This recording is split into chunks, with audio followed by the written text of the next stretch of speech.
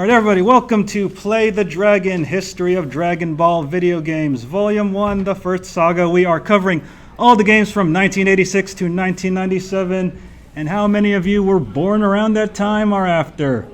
All right, yeah, we got it. We got some people in my age group, thankfully. I mean, I'm an 80s kid myself. So anyway, all right. So an introduction, my name is Ryan Molina, and I used to go by the name Castor Troy.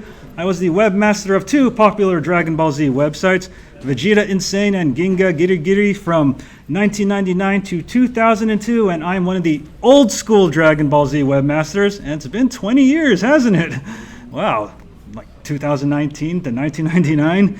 Now both sites are online again at VegetaInsane.com and Ginga Giri Giri Kai at 3gkai.com. And I used to be an anime music video creator from 1999 to 2012. I made over 80 AMVs. I participated in Project Doom Rider in 2005 with the Namek and Android Saga tracks. You know, I've won the Best of Show at Anime Central, SakuraCon, Otakon, Anime Expo, and more. And I am the creator of the Naruto Ball Z AMV series, available on YouTube, 3gkai, and VegetaInsane.com. The slides are there and working. Oh, they're not working? No, it's still the first. Okay, hold on. Oh man, this is gonna. You want to close the door? I think the. Want to close it? Yeah, it's probably a good idea. Thanks. All right, we are having some technical difficulties. I apologize, folks. Yeah, I thought the slides were showing actually. Just the first one. First one might be showing. Okay. How about now? Your mouse just went by and just for a split second. Yeah, it's kind of hard to see from this side. You're probably on a different screen. Yeah, it's all split. You're probably not mirrors. You're probably not set up a mirror. Oh, okay. Oh, now let me. Okay, sorry for technical difficulties, folks. Display settings, real quick. I think I'll just have it clone my display. Sorry about that.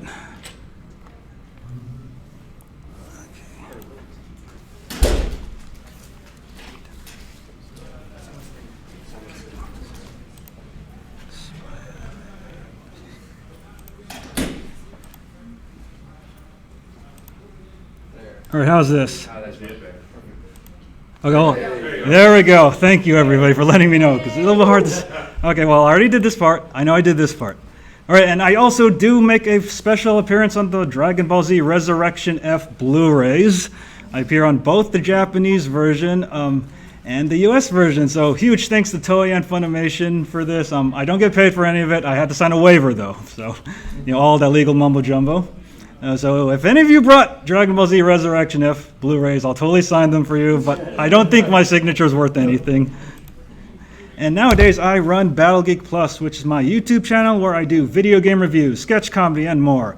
I've reviewed several of the Dragon Ball video games on my awesome video game memory series, and Battle Geek Plus is also my film production and book publishing company. I've reviewed several of the Dragon Ball video games already, so you can go to battlegeekplus.com, youtube.com/battlegeekplus, or amazon.v/battlegeekplus. Now, here, the nitty-gritty Dragon Ball video games. But where's this picture from? I'll show you here.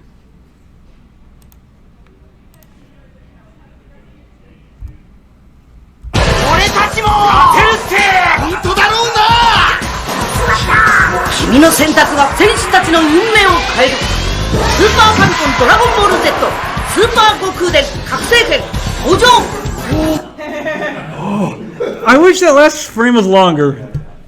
Don't you guys agree? Yes. Yeah, he didn't finish his whole. Well, but I have it immortalized right here. Okay. And the look on Vegeta's face. Yeah. All right. Anyways, guys, we're beginning part 1, the Famicom era from 1986 to 1993. I have a presentation for you, so let us begin that.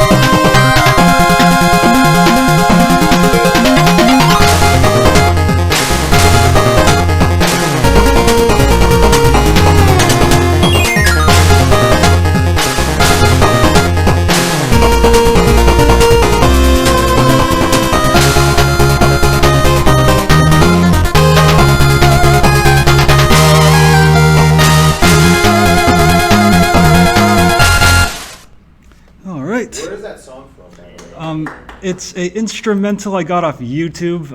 I forgot who did it, but I will totally message you. It's not from a video game. Oh no, it's not from any video games. All right, so birth of the Dragon Ball video games. So Dragon Ball video games on home I guess someone needs to answer their phone. Okay, so Dragon Ball video games on home consoles began with the mystery of Shenlong, what I consider a very mediocre Zelda 1 and 2 clone. So imagine playing Zelda 1 and 2 with Dragon Ball characters, but the game really sucks. How can it? And it was also released in the USA as Dragon Power in 1988 because Bandai wanted to make a cheap buck and change the current Japanese assets for American audiences. And we do have some version differences. You know, Goku's hair was cut to make him look more like Sun Wukong from Journey to the West, and Master Roshi became Turtle Hermit and likes sandwiches rather than panties, because, you know, for kids. And this is what I feel Dragon Power represents in the United States. Sandwiches. Got some Subway and your Jimmy John's. And, you know, Bulma is wearing her full clothes.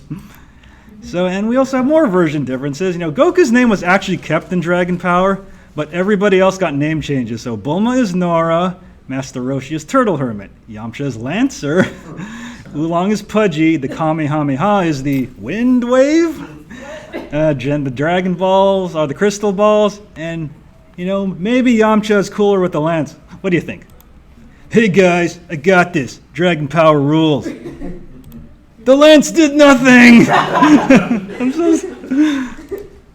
Yeah, rocky start, wasn't it? So, ironically, both the Mystery of Shenlong and Dragon Power sold well enough, but they definitely left a bad taste in gamers' mouths. Bandai was definitely very well aware of this and decided to change things around a bit. Did they succeed? And the card-based RPGs began.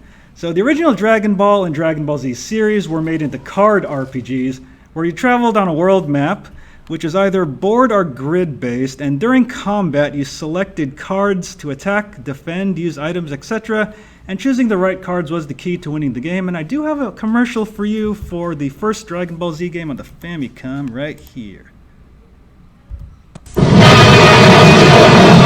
最強の敵を倒すため悟空もさらにパワーアップした迫力の 3D バトルに最新の必殺技も登場してドラゴンボール Z 強襲サイヤ人 I still think that Puppet Dragon looks better than the one in Dragon Ball Evolution. Right? And Goku, you must believe in the heart of the cards. Your pal, Yugi. So did the card-based RPGs save the games? Well, I personally think a few of the card RPGs were quite good and a massive improvement over The Legend of Shenlong and Dragon Power. But while the card RPGs are text-heavy, they did a really good job of representing the series in 8-bit form, and they covered their respective sagas quite well. I do prefer certain card RPGs over some of the others, but they're overall solid RPG games and should be enough for you to get enjoyment out of them. And they're super cheap on eBay if you want the cards in complete boxes, so don't buy the ones in the dealer's room because they're overpricing them. And the Dragon Ball Z RPG, the Dragon Ball RPG Foundation. So the first thing that most Dragon Ball fans think of the games are the fighting games. But however, these games set the foundation of the world of Dragon Ball can open itself to the world of RPGs. We all know that Dragon Ball has so many diverse worlds in its universes and many locations just on its planet Earth alone.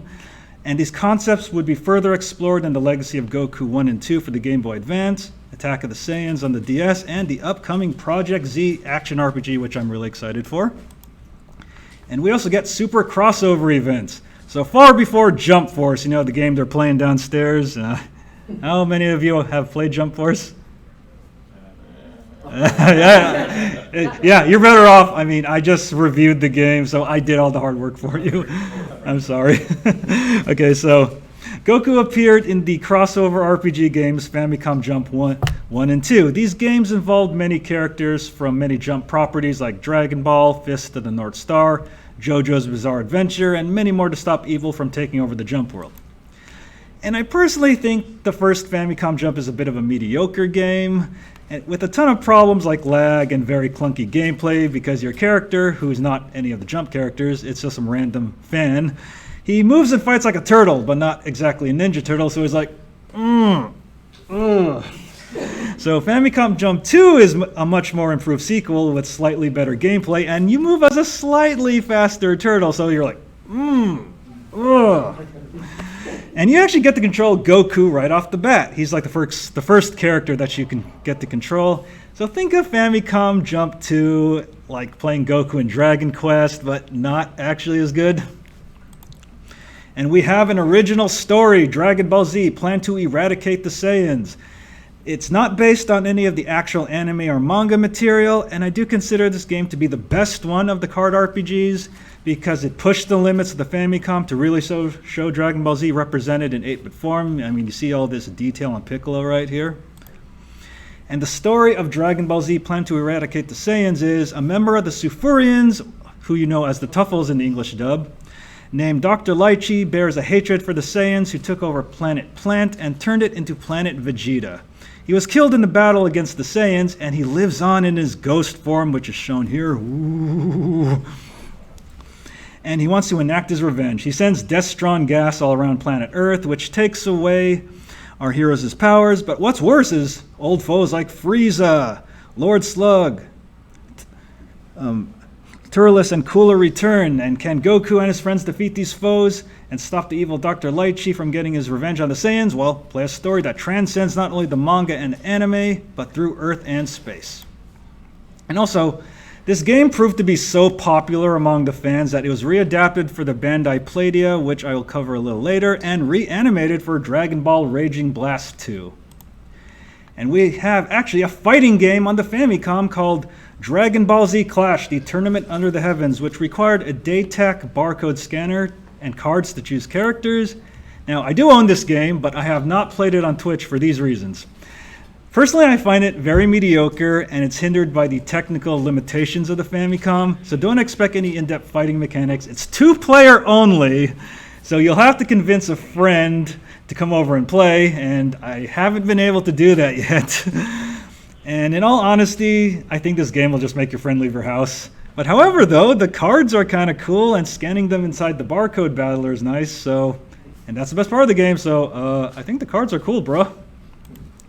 So the Famicom era in review. So the Famicom era got to a really rough start with the really poor Dragon Ball Mystery of Shenlong / Dragon Power, and very slowly began to recover with the advent of the card RPGs.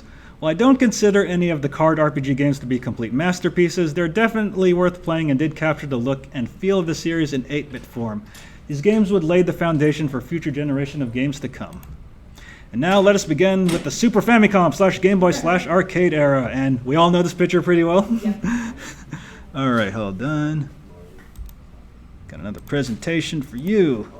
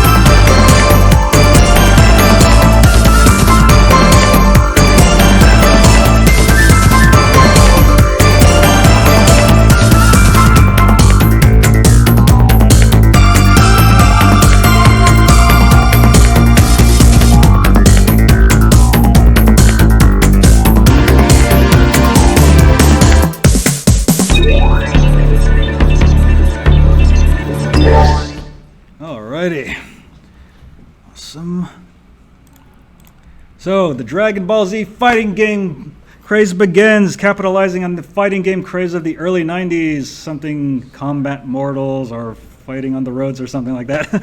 Dragon Ball Z finally has its own dedicated fighting game series with Super Butoden. And I got a fun fact for you guys.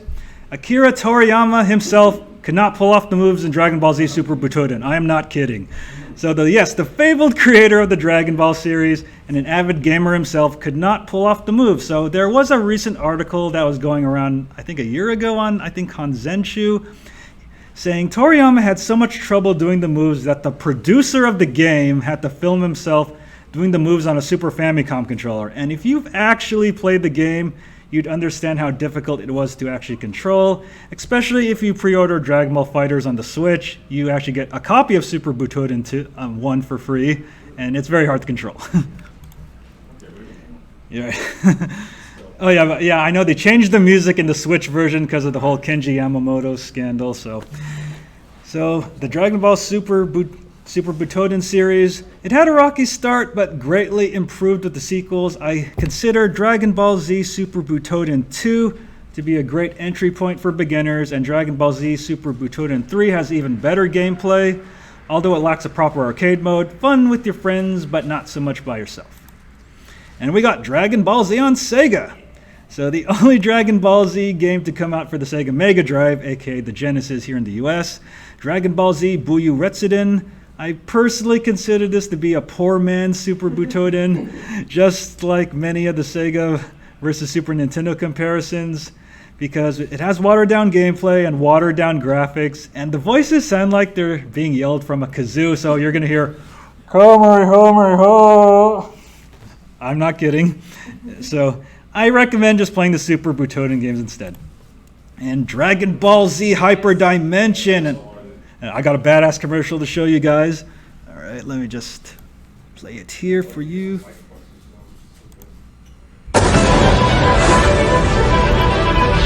Hyper Graphic Multi Battle System 搭載スーパーファミコンドラゴンボール Z ハイパーディメンション3月29日 Awesome.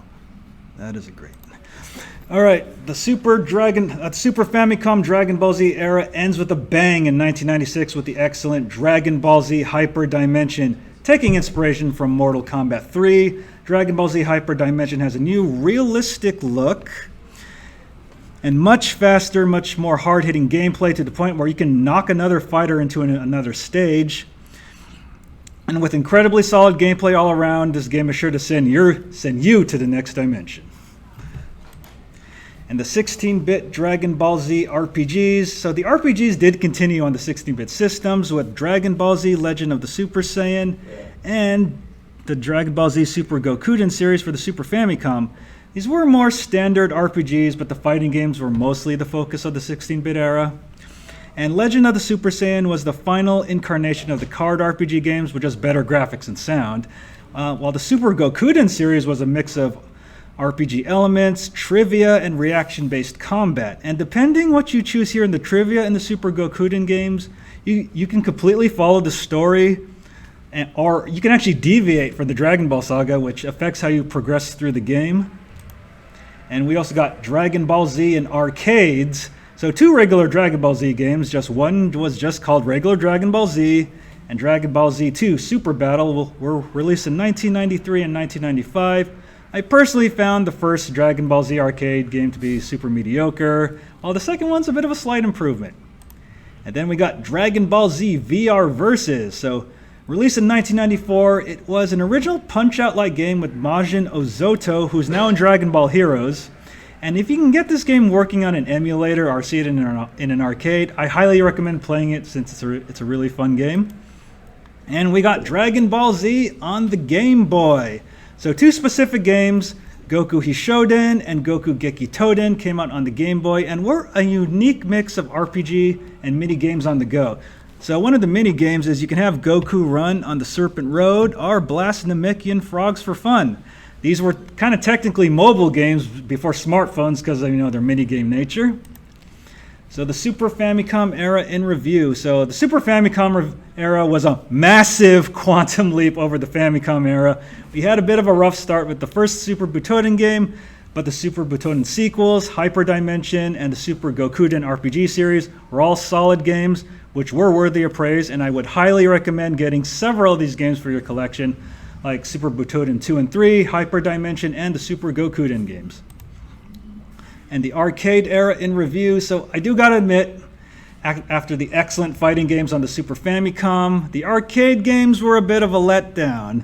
Although I have to say it's worth your time to seek out Dragon Ball Z VR Versus because there's no other Dragon Ball Z game like it. It may be hard to get working on an emulator like MAME, but if you can get it working, you're definitely in for a fun treat. And the Game Boy era in review. So just like Dragon Ball Legends and Dokkan Battle on your phone, the Dragon Ball Z games on the Game Boy were actually pretty addictive in their own right, especially the fun mini-games. Although both of these games are a bit on the expensive side, but you should be able to afford these if you can put, like money down in Dokkan Battle. And now let's go to the disc games era from 1994 to 1997. I have a presentation again for you.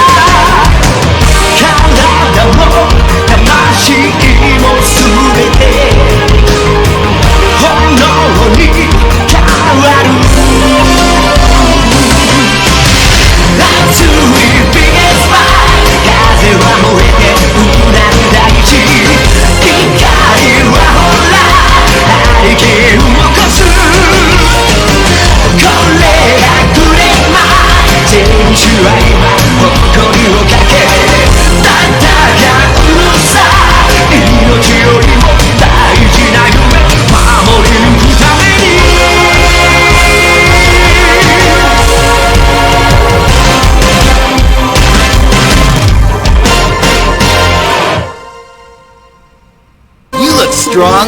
This should be a good fight. I love you, Steve Bloom, but you're not Goku. I like a better Spike. Alright, anyways. Oh, and what is Krillin playing? Let's find out here. Oops. クリリンさん、一体どこまで強くなるんですか？まだまだですよ。むふ。鍛えて戦士を強くしろ。キャラクター成長システム搭載プレイステーションドラゴンボール Z アルティメットバトル22。 I just love how that commercial makes the game better than it actually is. Alright.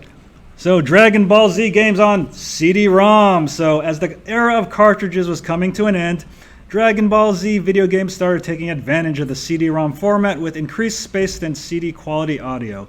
Several games took advantage of the CD-ROM format to show original animated videos done by Toei Animation themselves. Only available on these games, and I shall show you the Ultimate Battle 22 intro, which is really awesome, by the way. Whoa.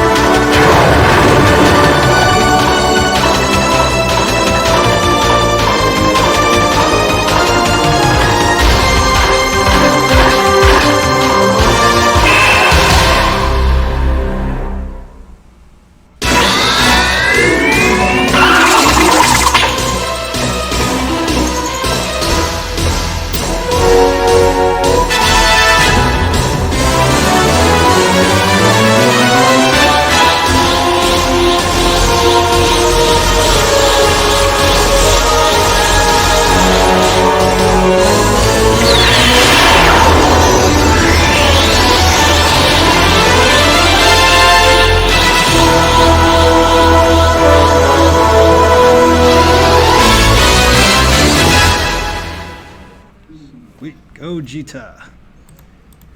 So anyways, the Dragon Ball Z Simulator. So this era was the birth of the Dragon Ball Z Simulator, games that couldn't exactly be defined as action or fighting games, but a genre of their own.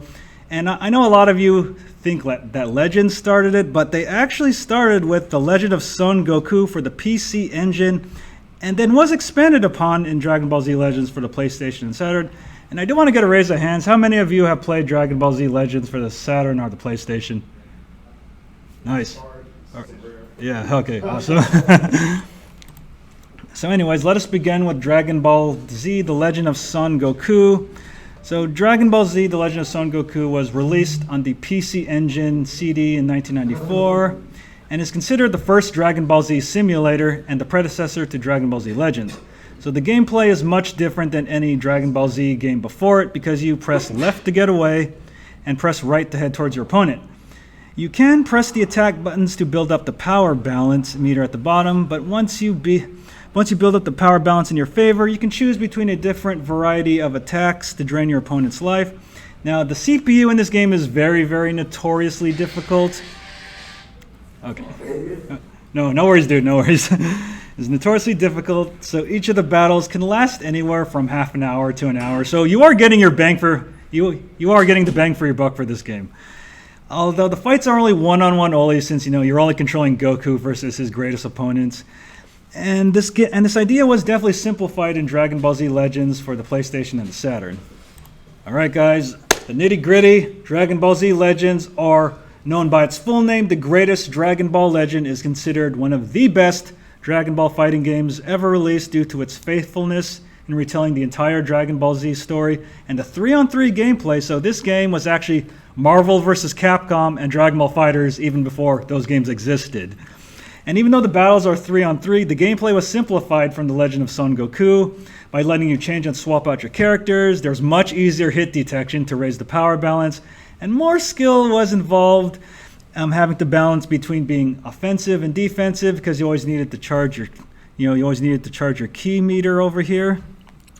And once you get the power balance in your favor, you do one of the character's signature attacks to drain your opponent's life.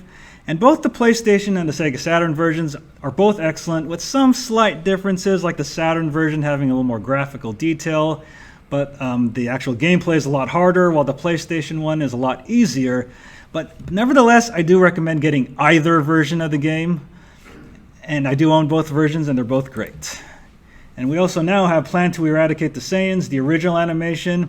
It was remade based on the original Famicom RPG. It was remade on the Bandai Playdia in 1994, which was a console for educational games and interactive movie games, which sold very poorly.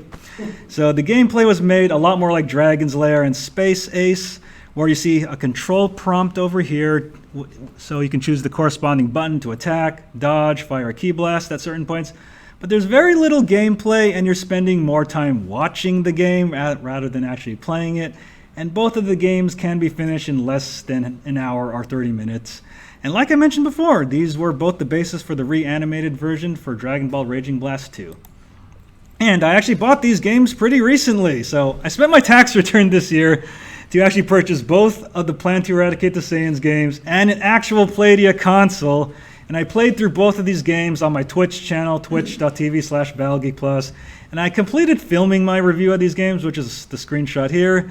And I will have that review up on BattleGeek Plus YouTube channel very soon. So when people ask me what they spent their tax returns on, a lot of people will probably say, oh, I bought a new car, I paid for my mortgage, or I did some investments. I just tell them, oh, I bought some Dragon Ball Z Playdia games and the console itself.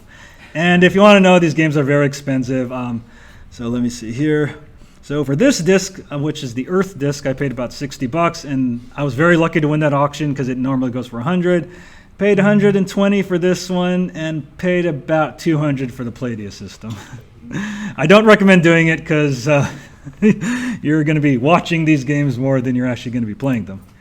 And now the CD fighting games. So I got to admit, a lot of the CD games that came out were average to mediocre. We got Ultimate Battle 22, which actually did come out here in the US in 2003, and you can buy it on eBay for like $10. But I think that's about $10 too much. And there's Dragon Ball Z Shin Butoden for the Saturn, and Dragon Ball Final Bout, not GT yet, and I do have another commercial to show you.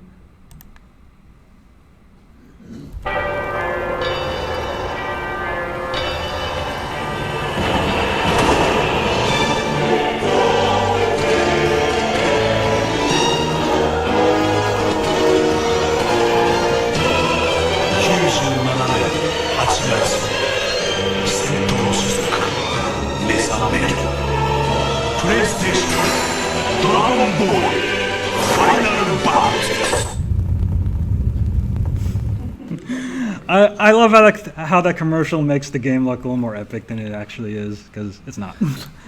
And so both of these games had... For the intro. Yeah, the intro. Oh, the intro's great. So I agree, Victor. So anyways, both of these games had a build-up mode where you get to train your characters, build up their stats, and swap game saves via memory cards with your friend to see whose character is more powerful. But in all honesty, I don't think any sane person is going to spend hours in build-up mode. I did. You did? My friends, yeah. Oh, wait. Let me ask you something then. Did you upload your save to GameFAQs? No, I didn't. At Oh. that time, I wasn't on online, I was playing. Just me and my friend playing Vegeta on the Golden Level. Oh, okay. Oh my God. Okay. Okay, sir. I admit you're insane, but hey, more power to you, dude. But before we get into the final game I don't want to talk about yet, so Dragon Ball Z Shin Butoden for the Saturn had a Mr. Satan mode, and I know Chris Rager and Josh Martin are having their panel like right across the way. I wish that they were able to see this, but anyways. So Mr. Satan mode is a very special mode, only unique to Dragon Ball Z Shin Butoden on the Sega Saturn. The plot involves Mr. Satan trying to pay back his debt to Android 18 from the Tenkaichi Budokai, aka the World Martial Arts Tournament, or else he'll be exposed for the fraud he is and Android 18 will beat him up. So can Mr. Satan pay back Android 18, or will he lose his reputation? So Mr. Satan must try to win money on fights taking place at the Jaguar Dome, run by Lord Jaguar, one of the villains from Dragon Ball Z Movie 11, Bio Broly, which we all love, right? We love Bio Broly. I enjoyed it. No, the new one was better. Yeah, the new one was definitely a lot better. So anyways, Mr. Satan can choose a variety of gag weapons like bananas, guns, potions, and explosives to sabotage the fights, and he can bet on a certain amount of zenny on the fighter of his choosing.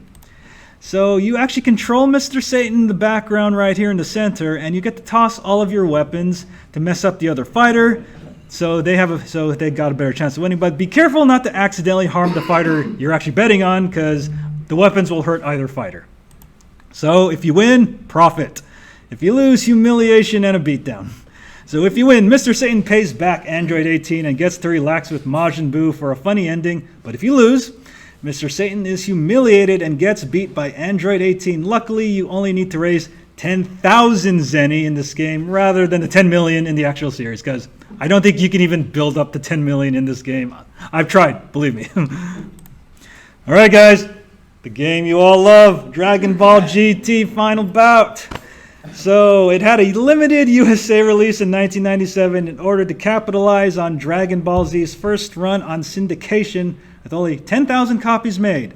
Prices on eBay in 1999 to 2000 were over $250 plus. And the voice acting is done mostly by the Bang Zoom group, so you get to hear Steve Blum as Goku and Lex Lang as Gohan. And it was re-released in 2004 with a new cover, but the exact same game. I have no idea why Funimation didn't redub it, but I'm pretty sure Chris Sabat and Sean Schemmel don't want their name on this game at all.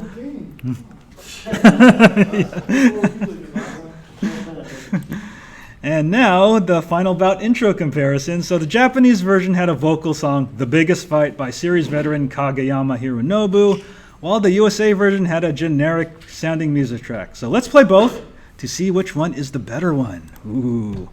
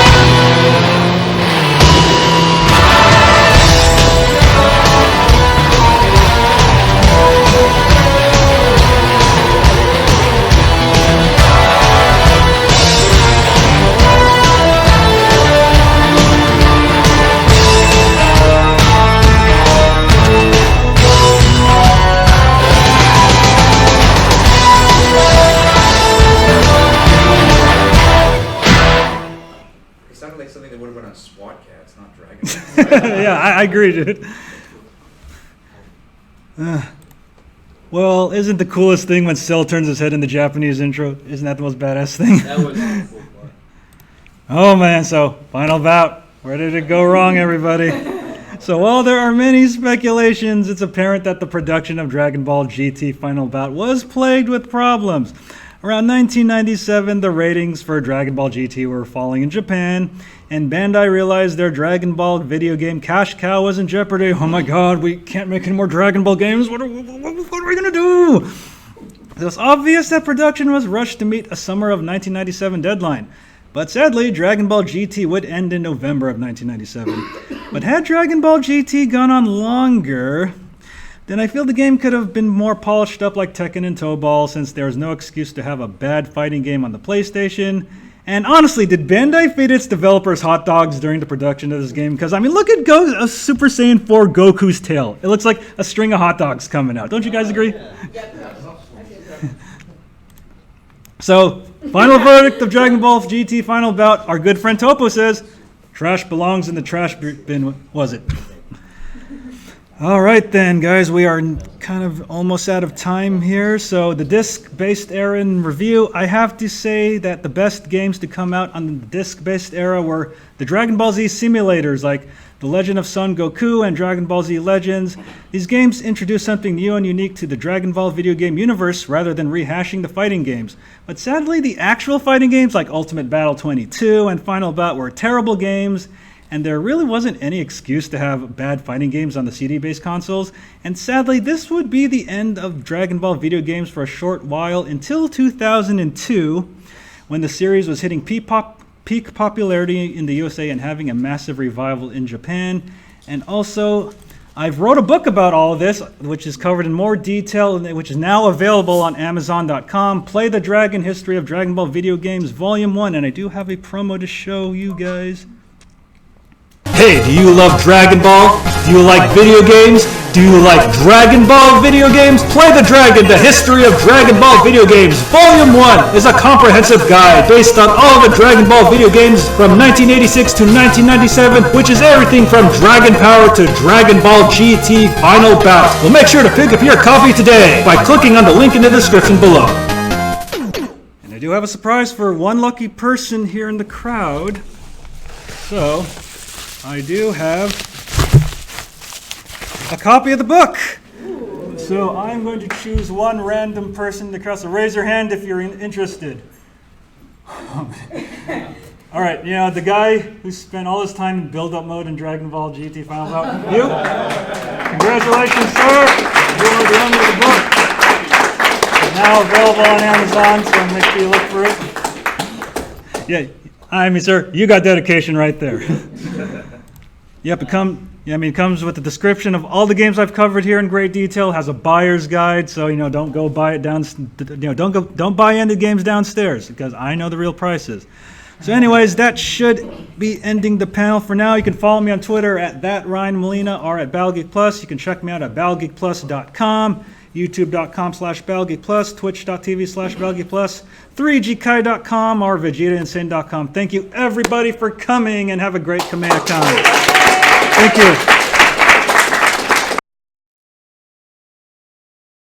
If you want to learn more about Dragon Ball video games, check out my book, Play the Dragon: The History of Dragon Ball Video Games, which covers everything from the Famicom all the way to the PlayStation era. And it includes reviews, retrospectives, and detailed information about all these games. And as an added bonus, if you purchase the physical copy from Amazon, you get the Kindle version for your phone or your tablet directly for free. So buy it today. And if you want to contact me, you can contact me on Twitter at @RyanMolina. If you enjoyed this video, make sure to like, comment, and subscribe, especially subscribe, and make sure to click on that notification bell so you know when we release new videos. And if there's a Dragon Ball game that you would like me to cover, or if you have your own memories about these Dragon Ball games, make sure to leave those in the comments below. Take care.